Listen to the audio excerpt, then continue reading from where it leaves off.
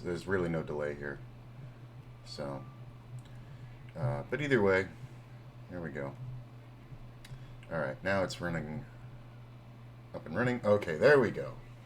All right, we got it. Cool. So, these are hand reviews of hands I played in yesterday's tournaments. It was a fairly uneventful day. It was one of those days where I feel like I played well, but you know you got to win races, and I didn't really win any races. So you know. So here we go. So Queen 9 in the big blind. Big blind, very important. Player limping out a second.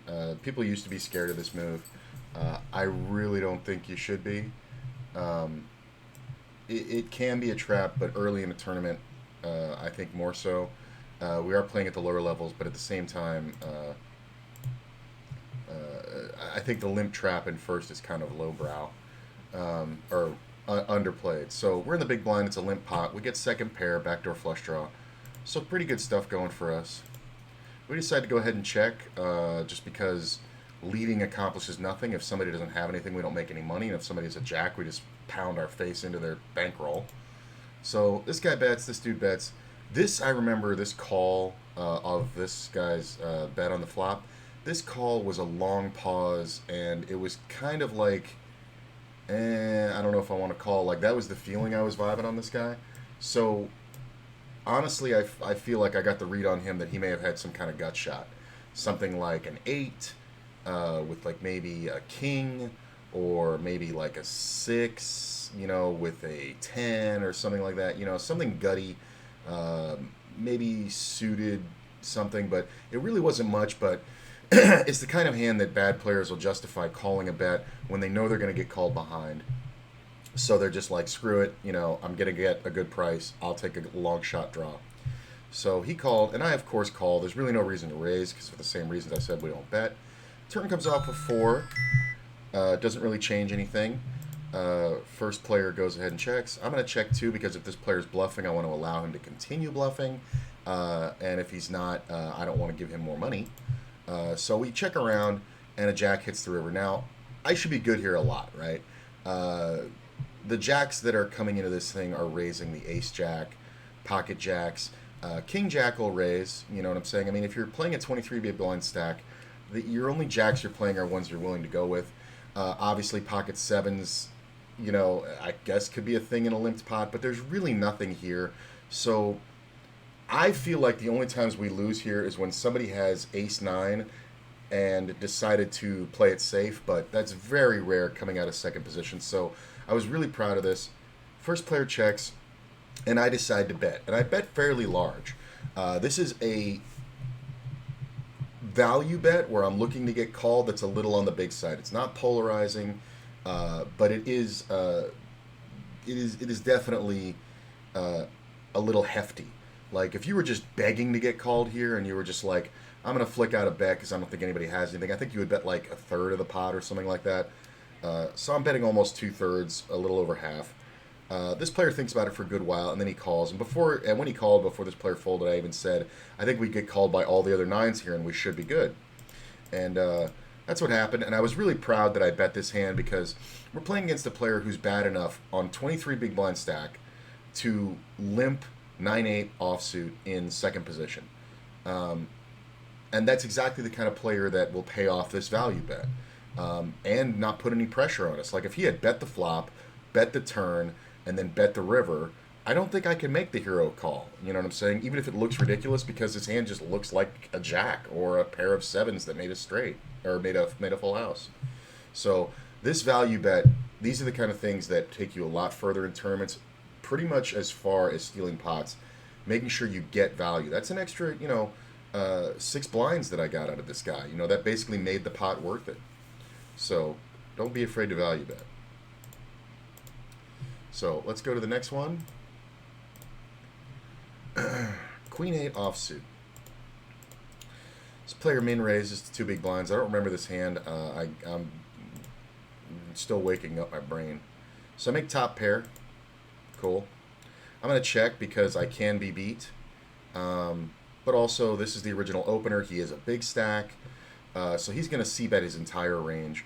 So this player folds, and I go ahead and check raise.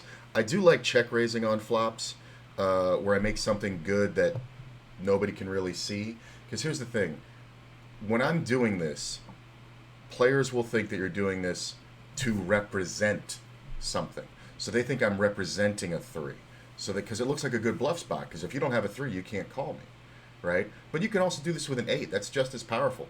What's the difference between an eight and a three versus ace king here? I'm still winning, right? I'm a little more vulnerable with the eights, but he's only got 6 outs twice, 24%. So I don't see the problem here in actually playing the hand strong when you're strong. 9 on the turn. I go ahead and bet big because I feel like I'm ahead and I don't want the pot to go any further. Also, I want to have value. If he picked up something like a flush draw, he's going to call it off. And making this move is the only move I have. If I check here, a jack, a queen, a king, an ace, all those cards I think lose me the pot, sometimes even a 10. So I'm just going to go ahead and jam. And there are situations where he has, like, believe it or not, he'll have pocket 10s, and I was beat, and now he has to fold.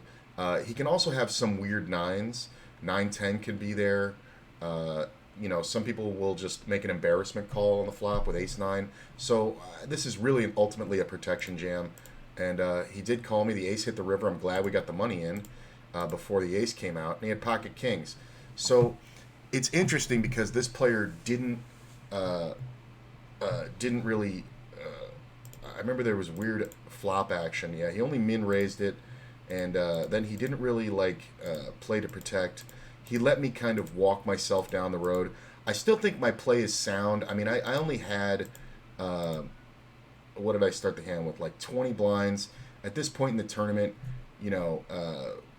we were very deep, and this made we were deep in the tournament, but shallow on chips. So, not really much I can do there. But honestly, I think the play is sound. I think ace king plays this way, ace queen plays this way, flush draws play this way on the turn. Those embarrassment calls. Maybe the bet's big on the flop. This player, though, I remember it now. He had done this before with kings where I just got totally trapped. And he just decided to play his kings like they were jokers. So I don't agree with the way he played the other hand of kings. This one, fine, because I didn't have enough chips. So he totally got me. I didn't have enough chips to really worry about losing, you know what I'm saying? Is he ever going to fold, pocket kings for 21 big blinds out of his 61 big blind stack? Not really. If he takes a beat here with a 3, it's just a beat. So I like the play by him a lot, but that was my perspective in the hand. I didn't remember it right there. See, now I know this hand. So I have ace-jack. I go ahead and make a standard open, and... I've got a good stack here, and here's our friend again, who had the kings in that last one, and he just calls. Flop comes off with a flush. I think it's fine to bet range here. Obviously, we can be beat a lot, but this is also the perfect setup for a 3-barrel bluff. So I go ahead and bet. He calls. This is a standard C-bet, about a third. The turn comes off. I could have checked here, but honestly, he's got 30 blinds, and when I check, I feel like a 30 big blind stack is going to overplay some hand that has me beat, that might not want to call a bet, but may try to shut down the pot. So a hand like ace 3, or sorry, a hand like ace deuce or ace 4, or pocket 7s or something like that. I didn't want this to go check down and then see pocket 7s. I wanted the chance to represent an overcard. Plus, he doesn't have that much, and I don't have to jam the river if it's particularly bad for me, but I have, conceivably, I have 15 outs, 2 overcards, the diamond draw. There's no real reason why I should believe he has a full house at this point if he doesn't raise here. He just calls, and then the jack on the river. When a jack hits the river, I can check, but here's my logic, right? Here's my logic. I was setting up a 3-barrel bluff, and if this player doesn't have me beat, then the fact of the matter is he's hero calling, right? So if he had like an 8 or something, or a 4, he may think I'm on ace king and I'm barreling off, and he may try to hero call me. He only has 20 blinds left. It's we're mid to late in the rebuy period. So I feel like jamming here is good for value. It just is. You can see by the percentages versus what's in the deck, we're 87% to win. But this is going to be, you're going to be laughing at this because I remember this hand. And I get it in, or I check, and oh, that was the point I was trying to make before I interrupted myself, was that jamming is good for value, and also check calling is good for value. Because if I was going bet, bet, bet, and let's say he had a hand like an 8, or he called me on the flop with something, got a backdoor flush draw, and now he has to bluff, that's all good. A hand like pocket 9s or 10s jams here. So I think it's a tie between jamming the river and for value, and checking to allow him to bluff off. It's a funny situation what happens. Same guy with the kings. The thing I want to talk to you about this is that we started this hand, he started this hand with 35 blinds. He shouldn't be able to get this in, right? Here's the fact of the matter. He has 35 blinds, right? So here's how the hand goes. He doesn't 3-bet pre-flop. I c-bet the flop small. I bet the flop kind of, normally big.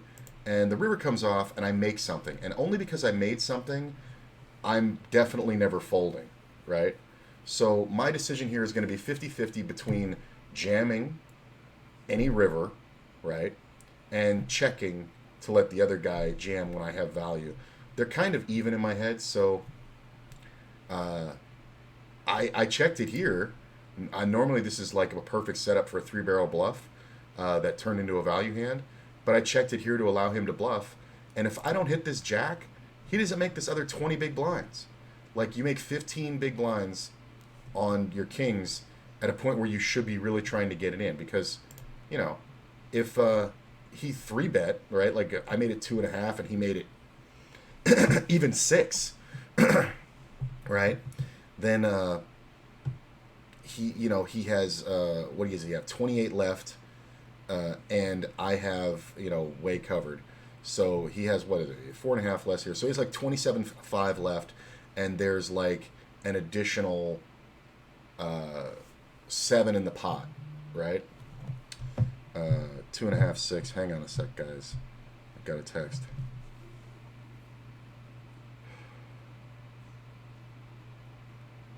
Hang on.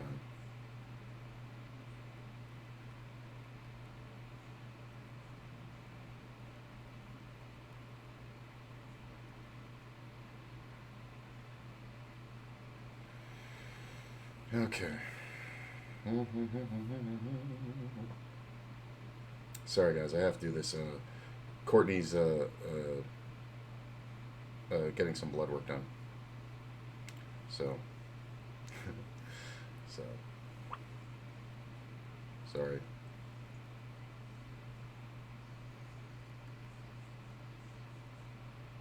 Okay. So, there would be an additional, if he had just made it 6, right? So there's an additional 3.5 each in the pot. So 7. So this pot would be 14.5, right? If it's 14.5, right, and he's got 27, and I check the flop, and he bets 7 or 6, even 5. If he bets just 6, right, that's going to put 20 in the pot. He's going to have 20 left. It's a 1-to-1 SPR, and I'm just going to jam, and he's going to get his money in properly, just totally properly, with kings, and he's not going to give me all these chances to beat him. Like, I had 12 outs to win. I had 48%. He just turned his dominating hand into one that's, trying to fade a board.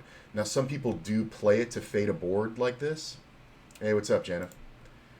Some people do play it to fade a board, but I think that's wrong. I think you just give yourself a chance to get beat. Because if an ace hits the river, like, no joke, I'm checking. And he's going to jam a lot. Or I'm going to bet, like, something really stupid weak, and he's going to call it off. So, hang on, Flemmy. So, I don't like his play at all. That being said, that was the first hand we played against him. This was 3 hands later. And you saw what happened with that one, just the kings again. We got it in on the turn. Like, it's just insane. It's like I forced him to play well. Let's move on to the next one. That was just a bad way to play kings twice, I think. It just happened to work out that I coincidentally hit ideal flops. To, you know, limp king. He limps kings and I have the 8.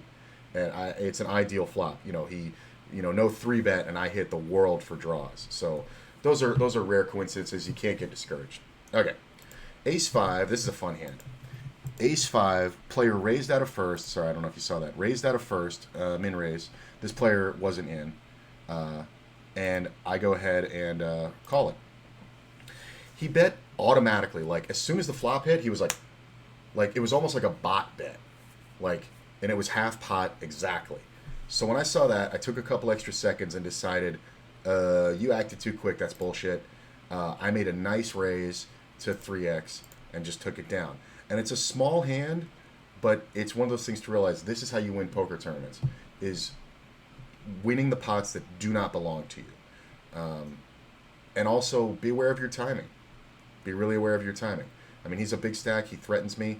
Honestly, if he checks, I just check and he can steal it on the turn. But you have to have a little more dynamic nature to your thought process. So it's a fun one. And I love stealing those. You know, it's very hard for him to continue without a king. He's only going to have a king a very rare amount of the time. Okay. Ace king suited. I don't remember this one. It shouldn't be that eventful. It's an ace king suited. So we get called here. I decided to go ahead and check. Oh, I remember this one now. I'm checking here because we are in early position. There was a lot of players behind, right? Like, we're in second position and raised, and third position called. You know, there's still the blinds behind. These other players weren't dealt in. So I think checking here has value. Like, you don't always have to c-bet these. That being said, I would c-bet range probably a third of the time, and c-bet ace king maybe half the time. But I decided to go ahead and check because there are a lot of bad things for me. He bets, and again, we're seeing a large bet, right? A standard c-bet here would be 2.4 blinds. Like, it would be like a third of the pot, right? He's betting like more than half pot. Like, what are we doing here? Like, that's like a half a blind more than half pot. So it doesn't seem real to me. It seems fishy. So I go ahead and call it just to see what kind of develops. Turn comes off a 9. I check here. He goes ahead and bets 5 now. Now he's backed off the bet. And this is wrong. It's like reversed. He should have bet a third on the flop and 2/3 on the turn to barrel. But what he did was he bet, you know, almost 2/3 on the flop and then a third on the turn. This is losing heart and being aware of the SPR, the stack to pot ratio. So by overbetting the flop, like if he'd only bet 2 on the flop, he would have had, going into this turn, or 2 or 3 or whatever, he would have had like 28 blinds, right? So then on the turn, he should be betting like 11. If you bet 11 on this turn, there's no fucking way I can continue. 11 or 12, it looks like you have a 10 and you don't want any more draws to come off. I'm going to kill this pot or make you look like a fucking idiot for drawing. So that's why you would make the big bet. It's also how you construct a bet to barrel. Now, if he did that, he'd only have 17 left, approximately. If he had played it perfectly, he'd have like 17 or 18 left. And if I call the SPR is infinite or is infinitesimal, so I know that I'm going to be facing a jam on the river. If you bet 12 on this or 11 on this turn, 11 big blinds, I know I'm facing a jam on the river. I need to hit, and my card might not be good. He might have king 10 or ace 10. So this is the big fuck up. The turn was the big teller. Okay. Then again, there are times I can be beat. So we check it. A 10 comes off, which is obviously good. It's very hard for him to have a 10. And I took some time, and then I checked. And then this happened, where he bet 8.34. So he was trying to preserve some kind of stack. The only move here is to jam. If he jams, I'm probably calling. But if he bets like, what did he have?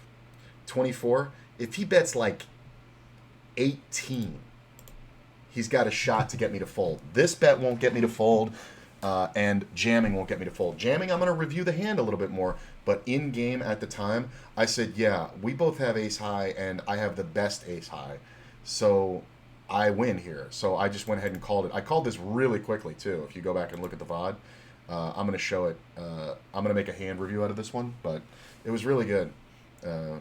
I'll say it now. That was a hand that was played on September 14th. I'm going to make that VOD clip. And we call, and of course our ace king is good.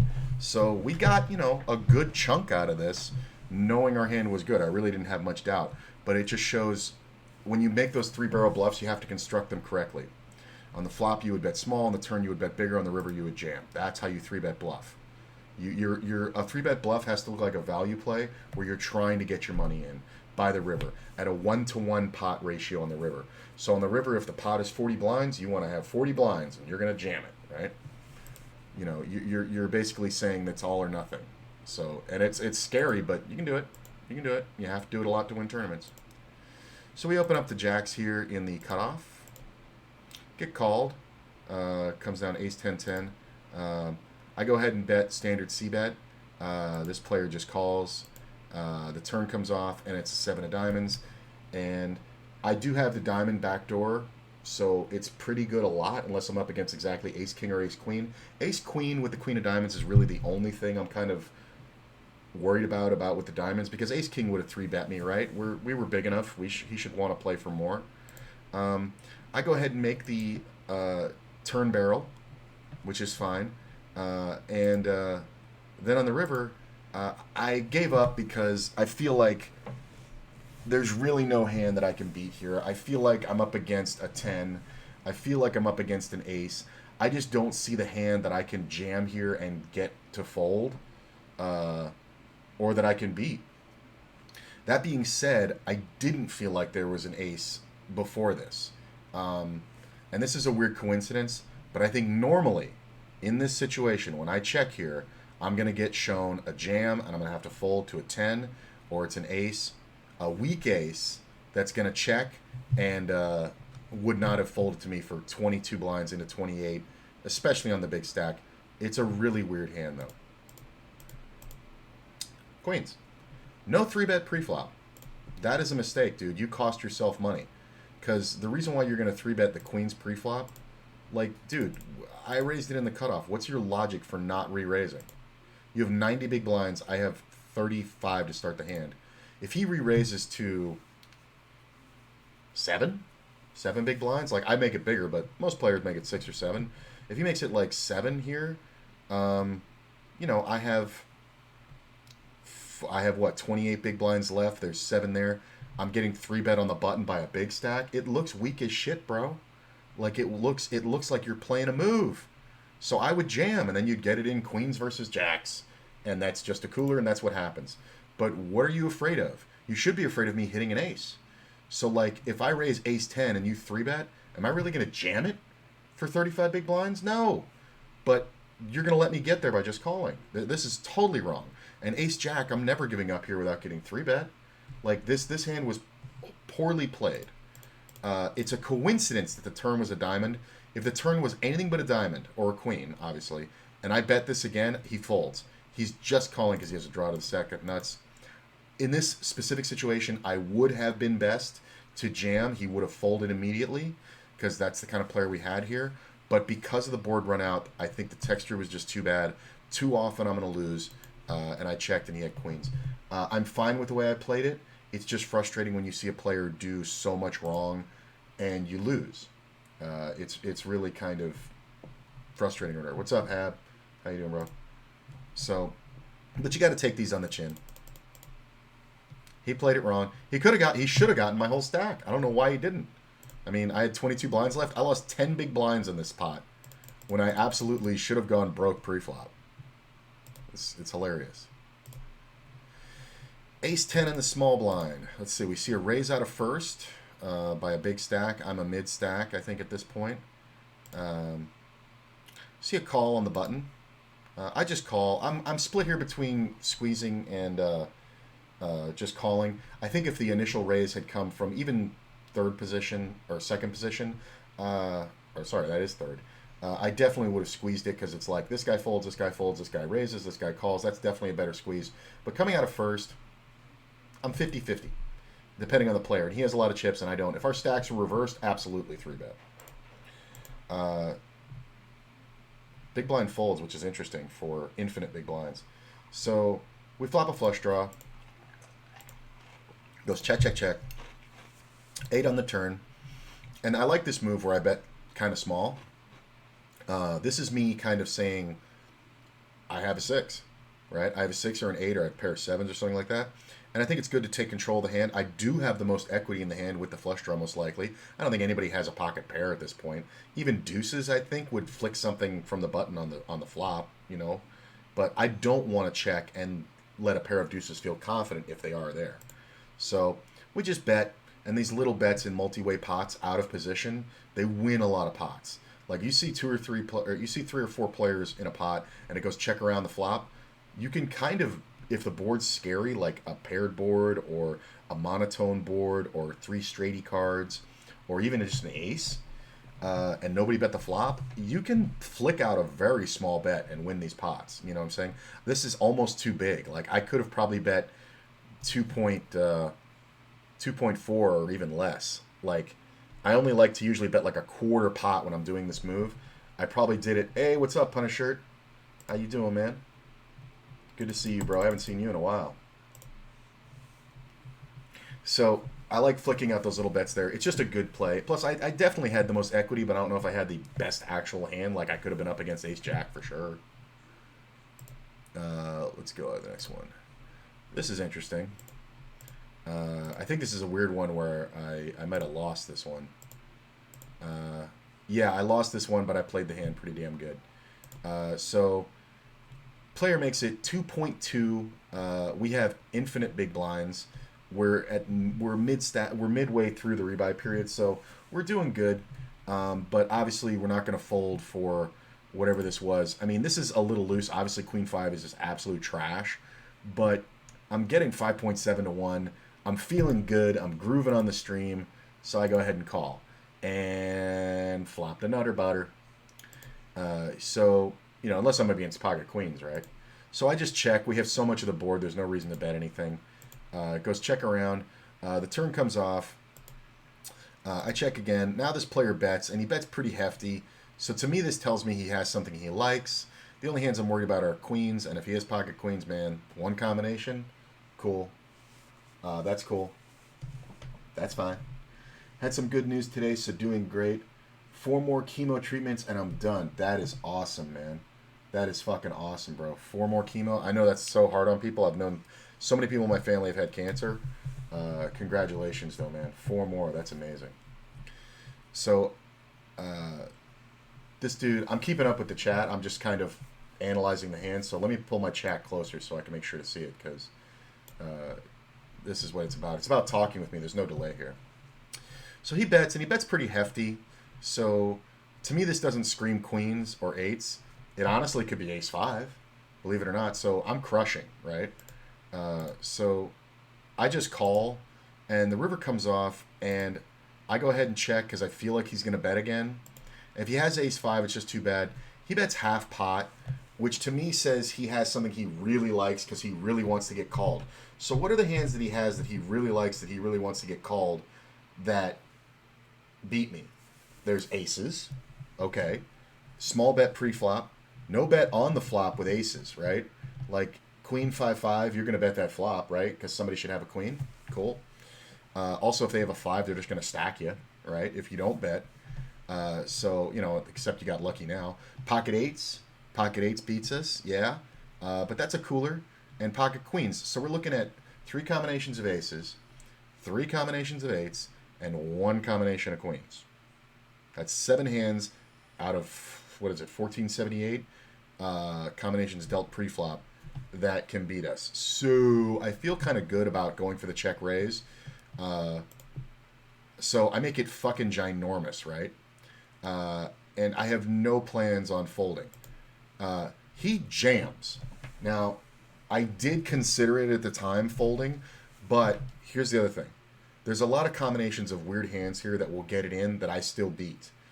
Ace Queen, for sure, because they could think that I'm playing a total move. I've taken no aggressive action this whole hand, and then now I do this shit.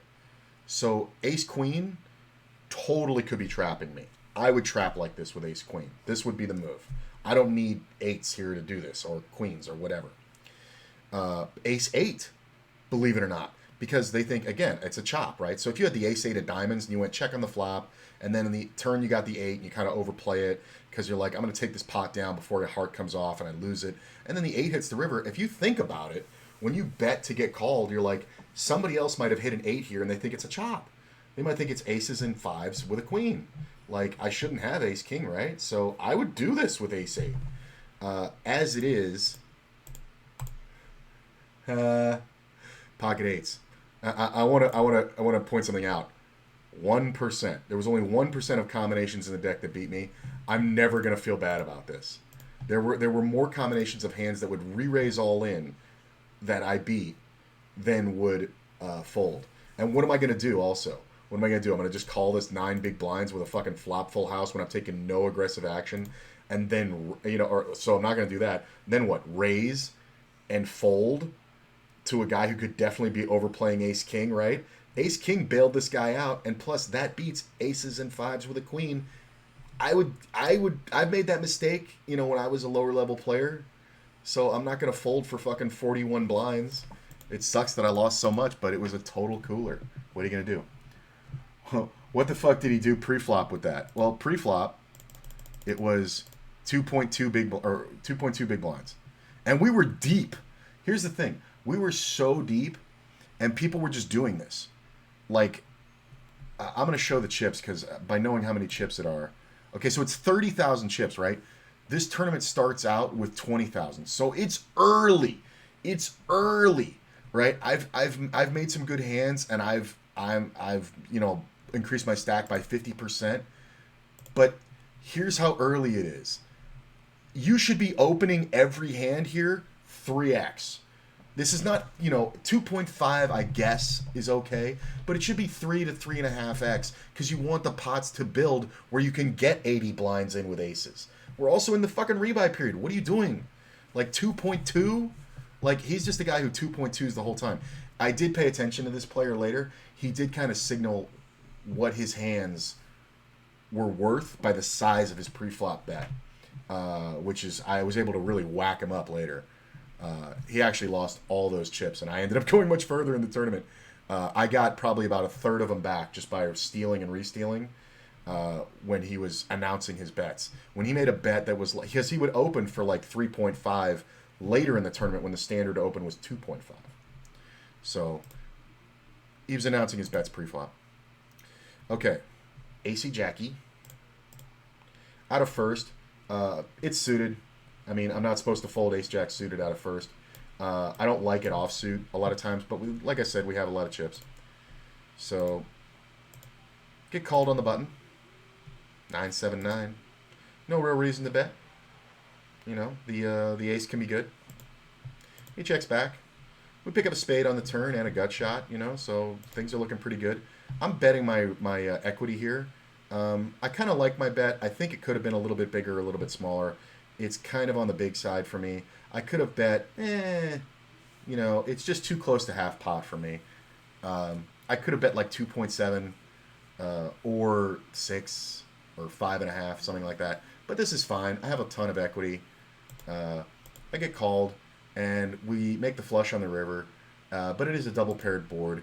But again, what am I really worried about? Anything. And this is a situation where somebody with an ace may play badly enough, and I think this is still really early too. Yeah, it's fairly early. Or no, it's not early, but he's short.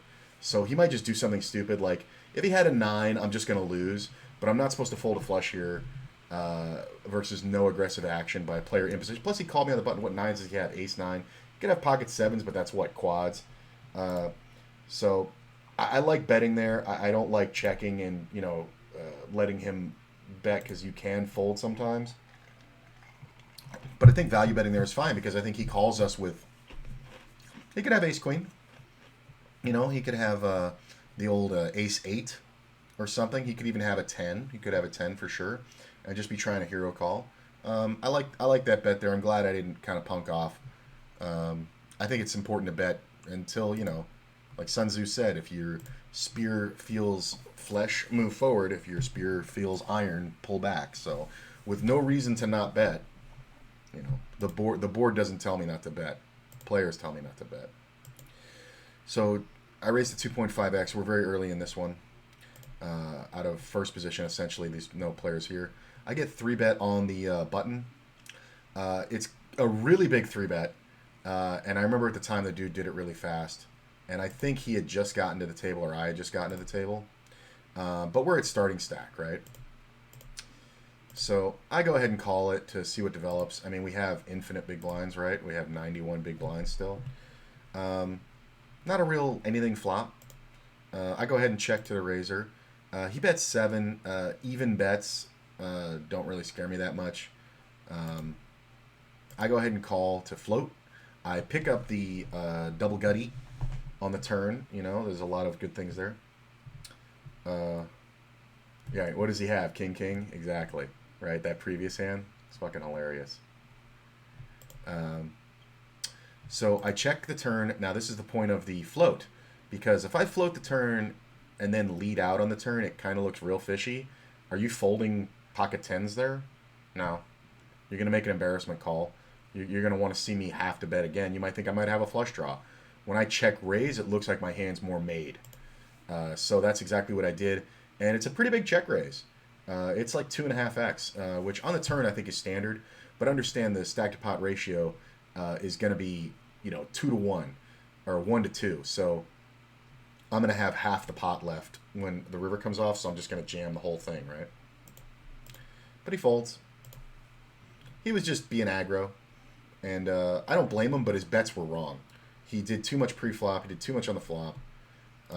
You know, this is just, you know, it's a little big for the flop. Honestly, you could bet 6 or even 5.5 here. You know, for a third of the pot.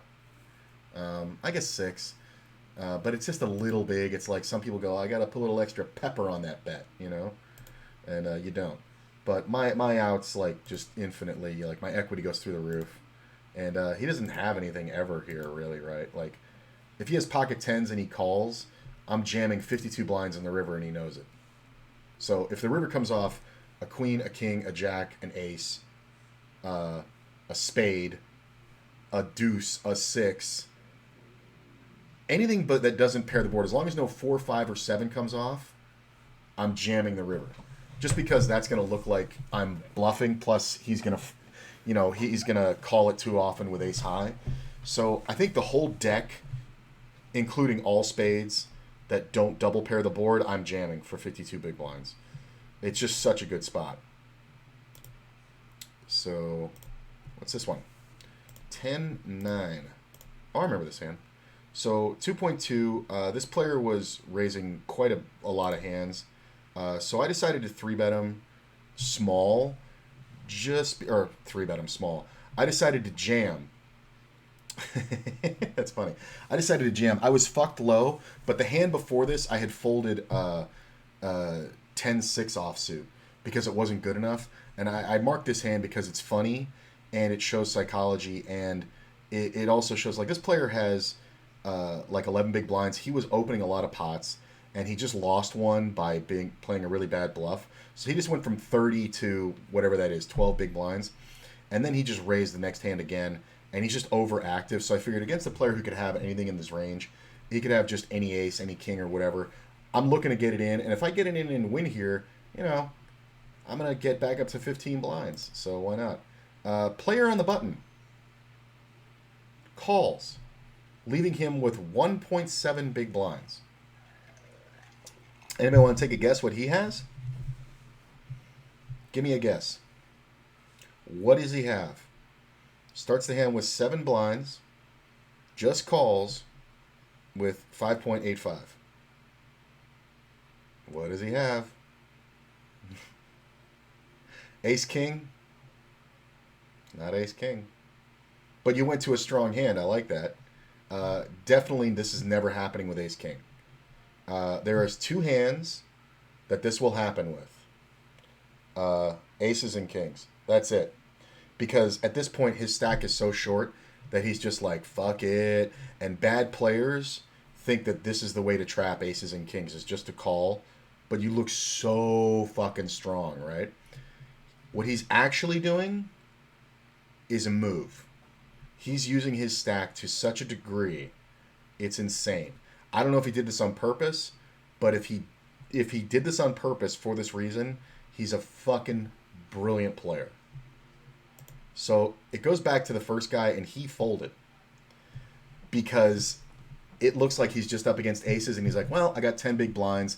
Fuck this. I have to beat two players with my king jack garbage or whatever. So he just folds.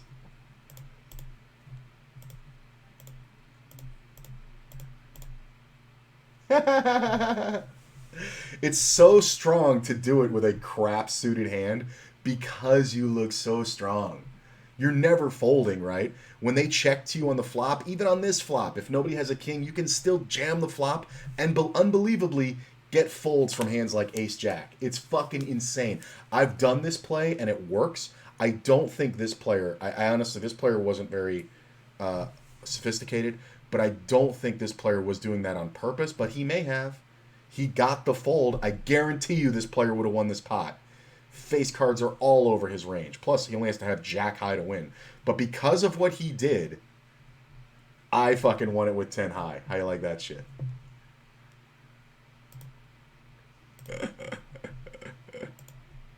That's hilarious.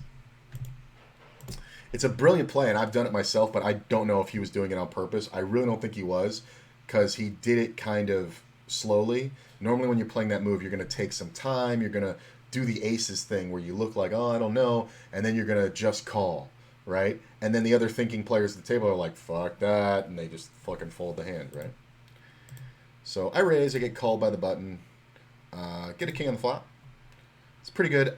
This is back to the thing of when you hit a flop and hit it hard, you want to bet because if somebody has king-queen, they're just going to pay me, right? Plus, it looks bluffy and bullshitty, right? This isn't standard. I think when I hit a king with ace-king here, especially on a board with a flush draw, I like betting big because obviously we're charging draws, we're getting value. People will do stupid shit, and you know, I like betting big because we get value out of hands that think that we're just full of it. And people still forget that sometimes the bet's polarized. If you bet a standard C-bet of 1/3, it's like, do you have anything? I have something standard. Or you bet a big bet of 2/3 or more. Those are polarized things. It's like, I have it all. I have a little. I have it all. You have nothing. I have everything. Like, they're polarized bets. You know what I'm saying? So they're not wishy-washy. He does call. King hits the turn. I go ahead and check because there's no way we should have a fucking king here. Like, no way. He goes ahead and bets 11.5. Are you doing this with a flush, bro? Like, are you doing this with a flush? So, if you're not doing this with a flush, what are you doing it with? I can't even come up with it. I can't even remember.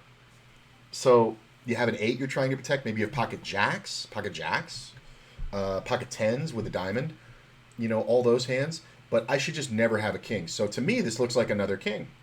It looks like you're not afraid of it, but you're betting enough that I'm not going to draw at a flush draw. Although I should here, right?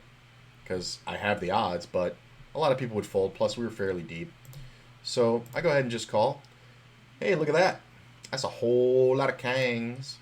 Obviously, there's nothing we can really do here but check. Thinking back, I think I could have bet like a blocker bet. I could have bet like 15, because if he has a pair of 9s and I bet 15, he's gonna shippy dip, because he's gonna be like, oh, he's guy's blocking with an 8, you know, whatever. So I check and he checks back, and he had pocket 6s. In the end, I think I should have gone for the small value bet trap, where like on this river I bet like 12, because I don't think he folds 6s for 12 blinds, right? Because it looks like I had a flush, and then I want to get to showdown. You know what I'm saying? So I didn't really think this hand out too much. Right. Or shove, right. Shove to look like I'm turning my flush into a bluff. Yeah, but I still think people fold there. So I think I screwed this one up. I think the best move, now thinking back, I think would have been to bet like super small, like 8 big blinds, like 1/5 pot, right? Because, nah, you know what? I think it's 11. 11's the bet, because 11 looks blockery. It looks like I had a flush. If you don't have an 8, you can't call. You may think twice about it with, pocket sixes, and then you may make the hero call. It's funny, though, that he did have a pair with a diamond in it, right? It's like, eh? Sixes, though. It's interesting. I think if I was him, I would have just figured this out on the turn. After I checked, because I'm trapping now, I think on the turn here, if I was him, I think I would have bet like 15. Because there's no way to continue. If he bets something polarized, I can't continue without a king at least. So I'm just going to jam in his face, and then he can just fold, right? Because he's never going to do 15 with a flush. But he didn't know where he was, and that's why he checked the river. And, he saved himself, but only stupidly. He saved himself by making a mistake. So it's interesting, though. Just improper bet sizing gives away too much information. We're later in the tournament. I make it 2.2. This is a hand that I was talking about because... Oh, mom's home.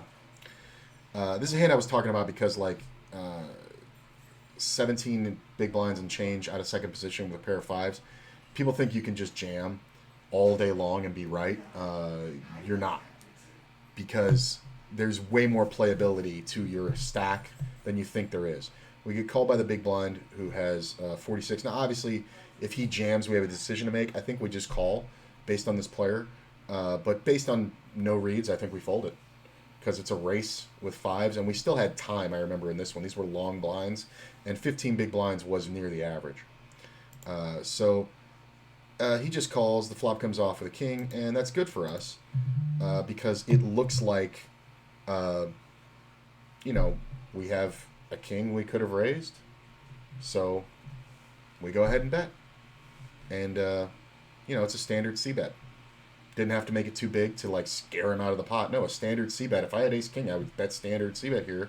Most of the field would, or I'd bet polarized, with that 3/4 pot bet. But this is just an easy steal, and this is a way we can win with pocket fives without having to take a race. So we went from 17.5 big blinds to 21. So we increased our stack by 25% or 30%. Was it 25? No, it was 20%. Increased our stack by 20% without any real risk. You know what I'm saying? If he calls, we're kind of done with it, right? Kind of done with it if he calls. There's a lot of YOLO turns we can make, though, right? But I think if he just calls, we can fold, and now we have a stack that we can actually survive a little bit with and jam. We can go around, lose another blind or two, and then have, an over 10 big blind stack to jam. So it was just an interesting hand to me to show how much playability, hands have. You don't have to open rip this for, just because you're under 20 big blinds. People think that's the meta. If we were in the small blind and the button had opened, yeah, that's a jam for 17. If we're in the small blind, the cutoff button, I think opens, it's a jam. Just because of our range versus the perceived strength. But, yeah, a lot more playability to hands than people think. I just hate the open rips. If you don't need to and you don't have the advantage, why open rip fives? You're just going to smash your face into a race at best. Then it's a 50-50 after you spent 3 hours in the tournament. No thanks. That's it for the hand reviews. That took a while, man. We had a lot of them from yesterday that I thought had interesting points. Let's see here. Yeah, it took kind of a long time, but not a big deal. We do have some stuff to do. What's up, McLovin? Janiv, Hab. Punisher. Nike. So you guys want to do some quizzes?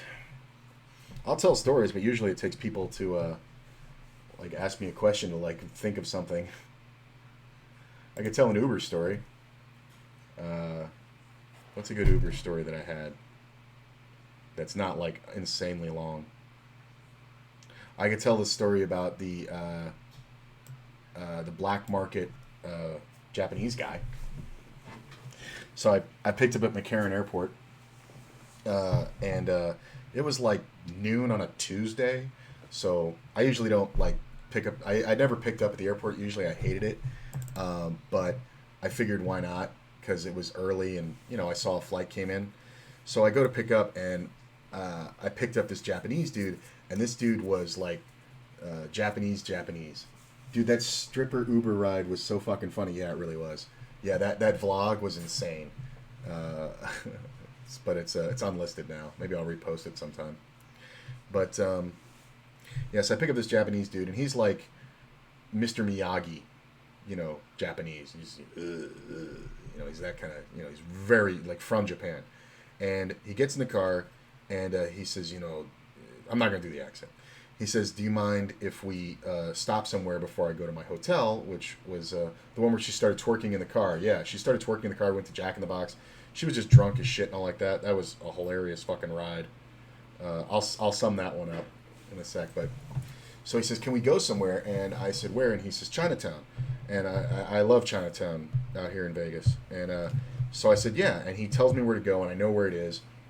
And it's in one of those plazas that has like a bunch of different weird businesses. Like there's obviously a massage parlor. There's like two of them, I think.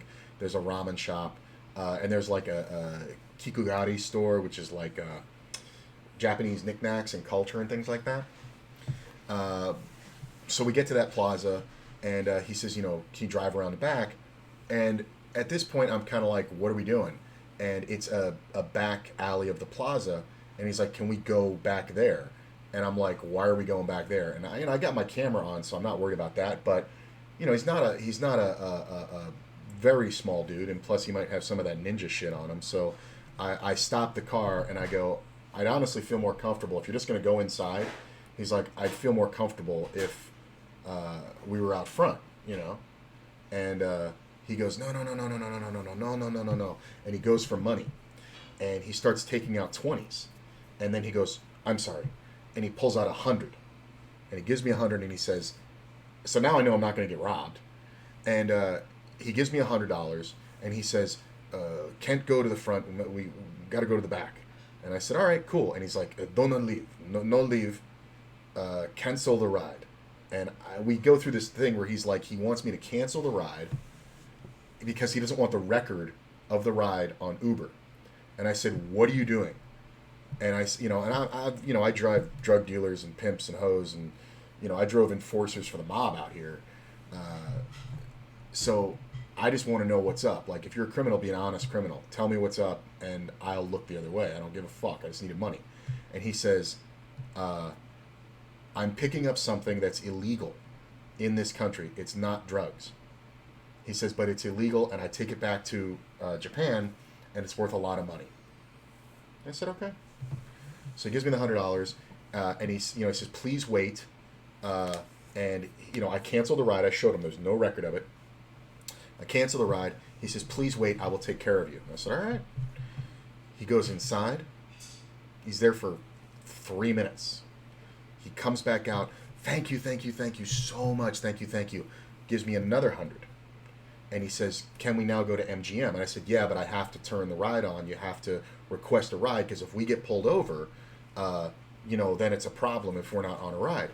And he says, okay, but can we cancel it when we get to the place? And I said, yeah, while we're en route. He says, okay. Driving to the MGM Grand, we get up to the thing, get to the drop-off, and he had come out, and it was a big, shoebox, big as 2 shoebox taped together. But it wasn't taped, but it was like covered in a cloth, right? And he put it in the trunk.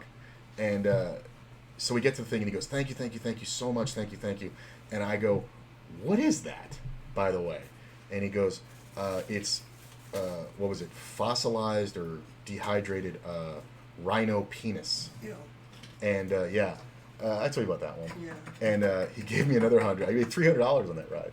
And he said that what they do with it is that they take it and they grind it down, and they either put it in tea or they snort it, or they'll stick it in the chick's pussy, and it's supposedly like this huge aphrodisiac in Japan. And I was like, what the fuck? And he's like, yeah. He's like, but basically he told me that it goes for like $500 an ounce, and he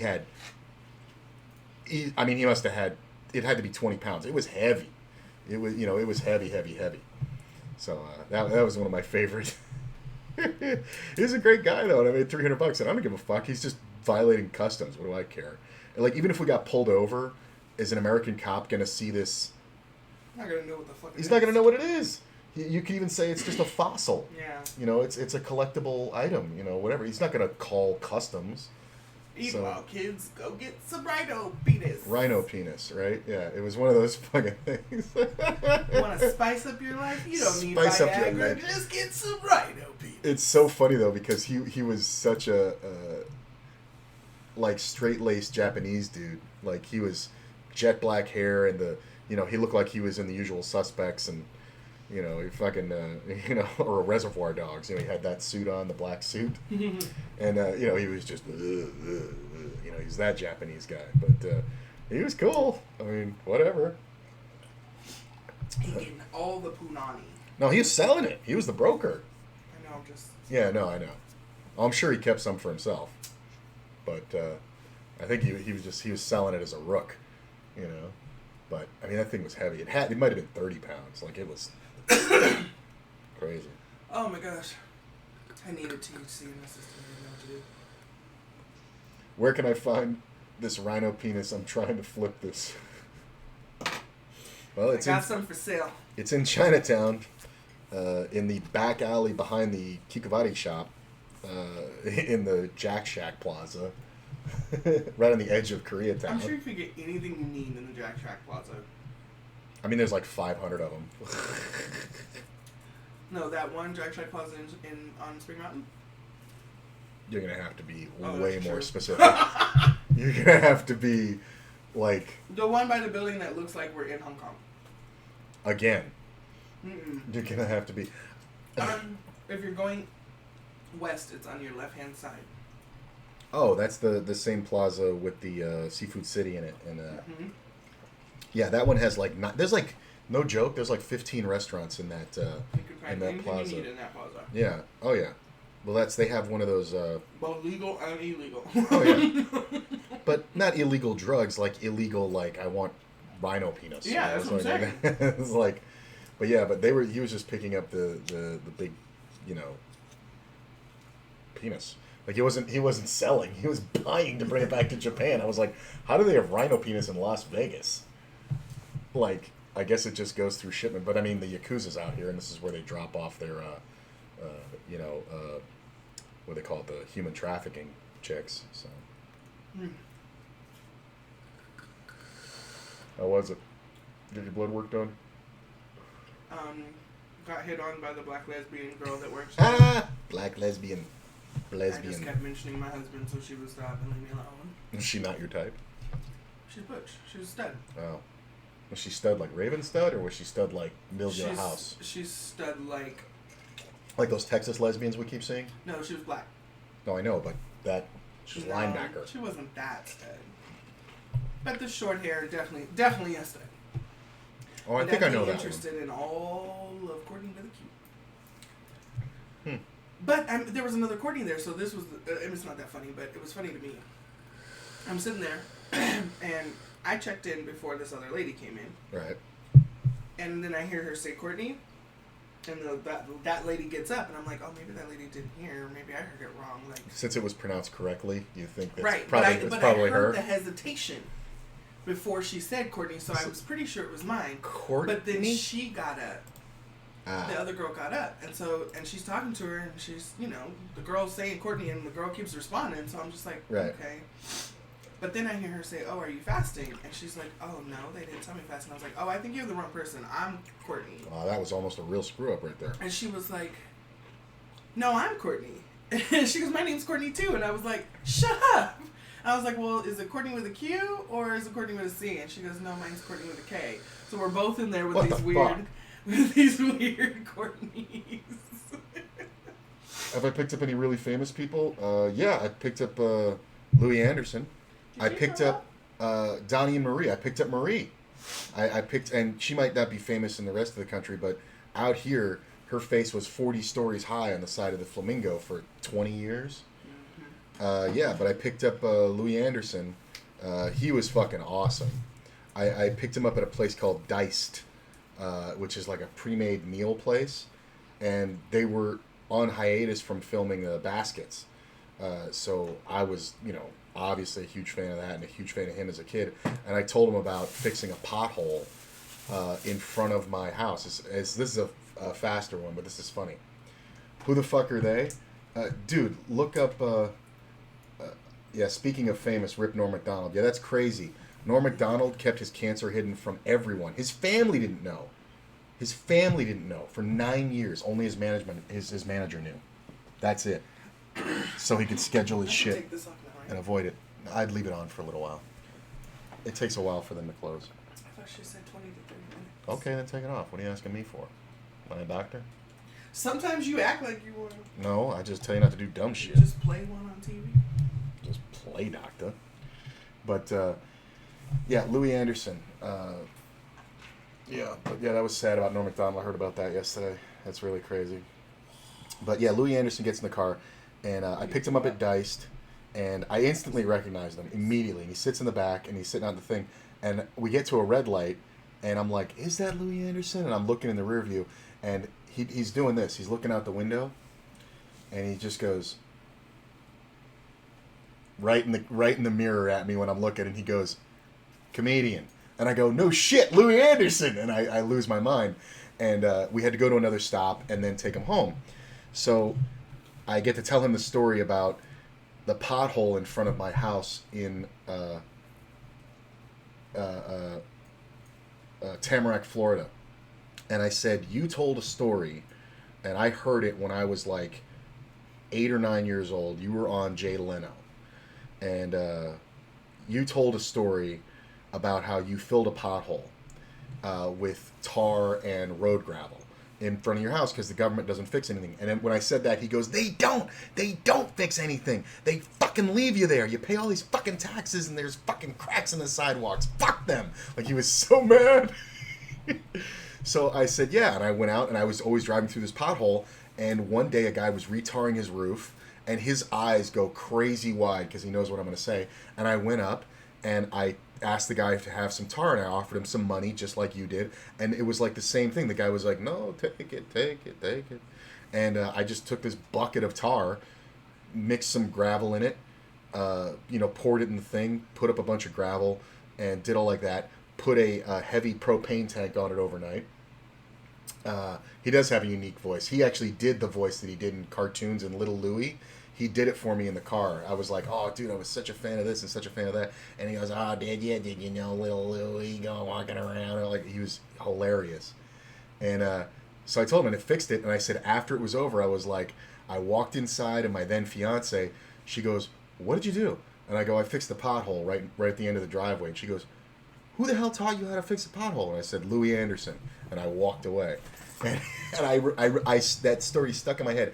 He goes, "The most insane thing about that story you told me is that I told it on Jay Leno as a test to see if it would work in my act. It bombed." So he said, "So I told that story one time." He's like, Jay Leno himself told me that was a shitty bit and that nobody gave a fuck. So he's like, "So I told that story exactly one time. I told it on TV, and I've never spoken of it again." And I said, "Well, it stuck in my head like a motherfucker."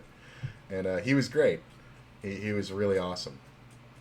And Marie was cool too. I was at the Henderson private airport, so I used to hang out by the M, and I would check. And at certain times, flights would come in at the Henderson private airport right by the M, and it was great because these are really rich people. And they're usually the good tipping rich. Like, there's guys coming in for golf tournaments. I've had a lot of golf pros in the car. But I go in and it's late, and there's no flight coming in. It's like, not late, but it's like 10 o'clock at night. Private planes don't usually, come in like that. So I get this call, and it's to the back airfield. So I go through, and I get to the Henderson Airport, and I'm like, I call the guy, and I go, hey, where the hell is this, man? Because I'm at the airport, but I don't see it. And he goes, oh, these are the private hangars, and he gives me directions, come around this way, blah, blah, whatever. I go, cool. And I see 3 people, and it's dark, and I can't see them. I go to get out, and the guy goes, no, man, get in the car, get in the car. And I go, I just want to grab your bags. And he goes, dude, I got it. So, okay, cool. I pop the trunk, let him get in. One woman gets in, and then another woman, and then the guy, and they all get in the back. And I go, I don't have cooties. Y'all could sit up front. And they were just like, nah, it's cool. We're fine back here. I was like, all right. So they said, we're going to the Flamingo. And we're on our way to the Flamingo. We get about halfway there. We get almost to the Strip. And the woman in the middle leans forward and goes, hey, would you mind you coming up the Strip, not going in the back way where you drop off, for Uber? Would you mind going up the front and cutting in? Because there's an entrance I can take right there. And, I'm immediately like, fuck, here we go. And I go, I really apologize, but it's actually illegal for me to drop off at a non-designated area. So I can't do that. I apologize. And she goes, well, I think they're going to let us use their VIP entrance, and we're going to get waved in. Don't worry about it. And I go, honestly, I really don't think that's okay. And we're at a red light. And Marie of Donnie and Marie leans forward, and she goes, I think they're going to let me in. And I go, oh, your face is on the fucking building. I think we're okay. And we pull up, and there's this big black guy that they had texted, and he's in front of the thing, and he's, hey. And I walk up and all like that.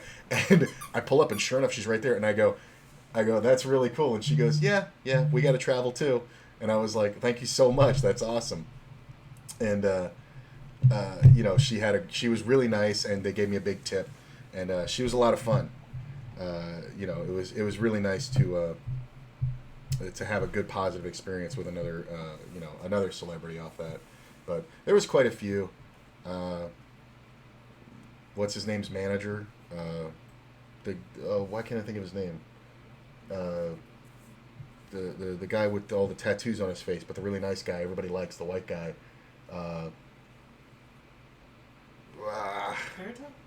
No, tattoos on his face. Tattoos on his face. He's got tattoos everywhere. He's got gold teeth. He's the one everybody. White guy. He's the one everybody fucking loves. What's his fucking name? He was big like when I was the last 6 months I was driving Uber. He had all those crazy ass songs. Machine Gun Kelly? No. Everybody knew him. He was at EDC. Post Malone. Thank you, Post Malone. I took his manager. And it was during EDC, and I wasn't going anywhere fucking near EDC, but I picked up this blonde dude in a suit, and good call on the Post Malone, man. That is it. But I picked this guy up at the Signature at MGM, the little suite things they have, the high rise, and he says, hey, we got to go to the. I picked up his manager, not him. I didn't know it was his manager. But I picked him up, and he goes, hey, man, do you know where there's a 7-Eleven around here? And it was, the afternoon. I never really gave a fuck about stops. And he goes, I'll take care of you. And I go, yeah, that's cool, man. What do you need? And he goes, I need a 7-Eleven specifically. And I go, oh, all right, cool. And we're driving there, and he goes, yeah, my boss wants some ice cream. And I go, he wants ice cream from 7-Eleven? He goes, have you ever had 7-Eleven brand vanilla ice cream? And I go, no. And he goes, it's actually really fucking good. And I go, okay. And he runs inside, gets me a soda, which I thought was nice, and comes back out, and he's like, thanks for waiting, man, whatever. He's like, okay, we got to go to the Maverick Airfield. And that's the private helicopters. So I'm like, oh, you going to EDC? And he goes, yeah. And I go, who's your boss? And he says, Post Malone. And I went, what? And he shows me a bunch of pictures of them from yesterday, right there. He's like wearing the same jacket. And he goes, yeah. He's like, I wasn't supposed to go out to the show today, but Post called me and said that he really wants some 7-Eleven vanilla ice cream. So could I please rent this helicopter and come out to him. Because if you went to EDC by car, it took like 2 hours always. And at peak times, it was like 3. And it's not even far. It's like half an hour. No, it's a 20-minute drive normally. But because of all the EDC traffic and the ins and outs, it's fucked up. But Post was like, he wanted vanilla ice cream. So he does this. And I looked it up. The minimum charter was like $2,500 to get to EDC. It's a 15-minute helicopter ride. So this motherfucker woke up, got dressed, put his suit on, went to 7-Eleven, got some vanilla ice cream, and then chartered a $2,500 helicopter ride to bring a motherfucker $4 worth of ice cream. I mean, but if you got the money, well, why not? I mean, but it was funny. And Post was the big show that EDC. He was the super popular guy. So fuck it. He was probably making over $1 million for being there. So why not? But yeah, that was cool. Met Mike Tyson while I was driving, not driving, but it was the night of the shooting. Bunch of famous people. Also, a lot of famous people don't know are famous, like pool players, Johnny Archer, people that are more famous. Obviously, poker players, but I dealt to more famous poker players than I ever drove. The Michael Mizrachi, I think, was the only poker player that I drove in an Uber. Just because I didn't drive, I stayed away from the fucking WSOP for, when I was driving Uber. One, because it was kind of upsetting, because I was nowhere near being able to be there, to play. And two, because fuck that, man. These guys stink. Like, they smelled like shit if you're picking up from the WSOP. But, yeah. So there's a couple more. But I'm going to go ahead and wrap it up, guys. I'm probably just going to play cash later on WSOP, so... but this was fun. Oh, Jesus. Okay. Dog jumped on my wife's clavicle. So, yeah, so I'm going to go ahead and shut the stream down. It was really fun. If you didn't see the hand reviews, go back and you can watch. I leave everything posted, so you can rewatch it as soon as I shut down. And I'll see you guys tomorrow. Send me, don't forget to check out the Twitter. Send me ideas for streams, stories you want to hear, whatever. I'm going to do the Wake Up With Me's every day at 11:30 a.m. Story time's always good. Thanks for the revives. Thanks for the revies. You got it, man. Anytime. Also, check out my emotes that I learned how to make. My emotes. Sub-emotes. I like those. And I'm very proud that I learned how to do it and taught myself. But I know it's not a big deal, but I like knowing that I didn't fuck it up. And I'll see you guys tonight, and definitely every day at 11:30 a.m. That's the Wake Up With Me stream where we'll review hands, we'll tell stories. I was going to do a quiz on Jonathan Little's training site, which I absolutely love, but kind of went along with the stories, which is cool. Maybe we'll do one of those later. And see you guys.